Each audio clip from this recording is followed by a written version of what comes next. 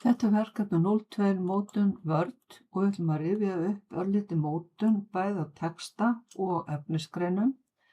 Við byrjum á því að velja fyrirsögnina hérna mótun texta í Word og við ætlum að setja á hana fyrirsögnarstílinn heading 1.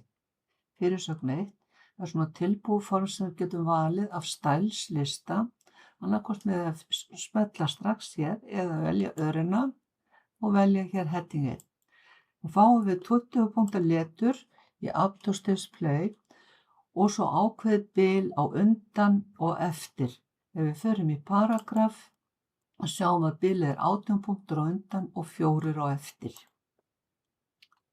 Við ætlum að passa að hafa kveikt á stikunni, hafa hana sýnilega.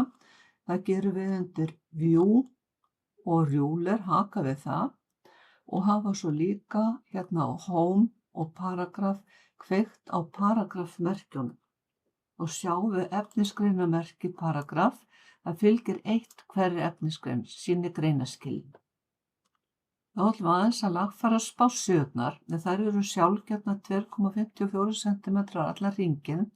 Við ætlum að breyta efri spássíu niður í 2,6 cm og nú ætla ég að fara flýtileiðin inn í spássíurnar með því að tvísmella á gráa stræðið hér á stikunni og þá opnast valmyndin Page Setup Margins.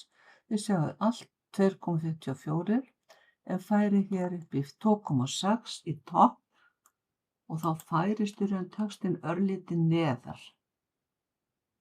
Það er sjálfgefið að búið að setja inn hjá okkur jöfnun á fyrstu greinarnar, Justify, og þá er næst að setja haus og fót á skjalið, texta sem kemur efst og neðst á síðu. Og ég ætla að fara flýtileiðina inn í það, fara inn í header með því að tvísmella hér á haussvæði efst á síðunni. Þá opnast svæðið header, þar ætlið þið að skrifa nafnið ykkar. Þegar við komum með það, þá ýtið á dálklykilinn sem er fyrir ofan caps lock.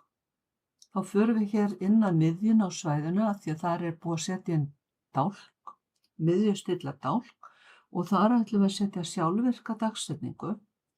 Og veljum hérna Date and Time.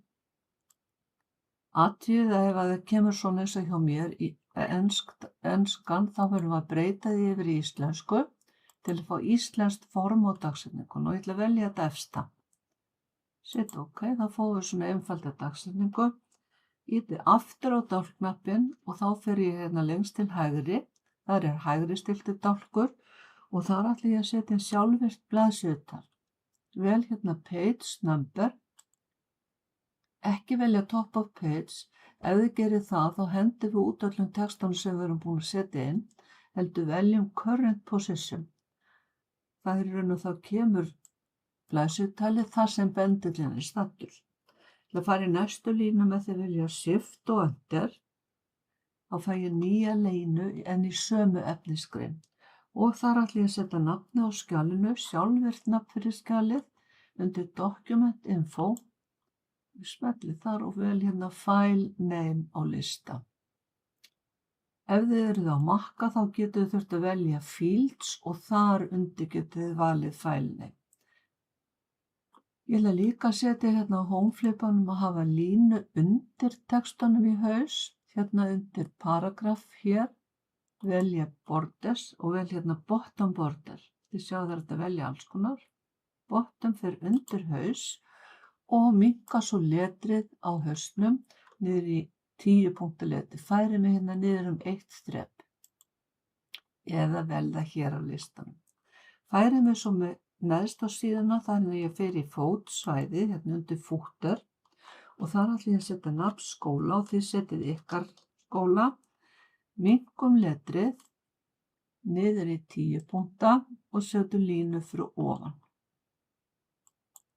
Til að komast aftur inn í textaskjalið að þá tvísmellum við bara með bendlinu hér. Í næstu 2 greinum hér á eftir síðu byrja hérna á letri breytt, veljum við 2 næstu greina því sjáum það er 1 endimerki hér og annað hér. Þar ætlum við að setja 6 punkta bil á eftir og jöfnun á textan. Jöfnunin er hér á Home, getum flýtilegna hér og athuga það er hægt að staðinn fyrir að fara inn í paragraf hér, velja spacing aftur 6 punktar, þá flýtileið hér undir layout. Hér mjög þægilegt að geta sett einfölda skipanir inn. Setjum hérna spacing aftur 6 punktar sem að hálf lína. 12 punktar heil, við ætlum að hafa hálfa línu hér á eftir.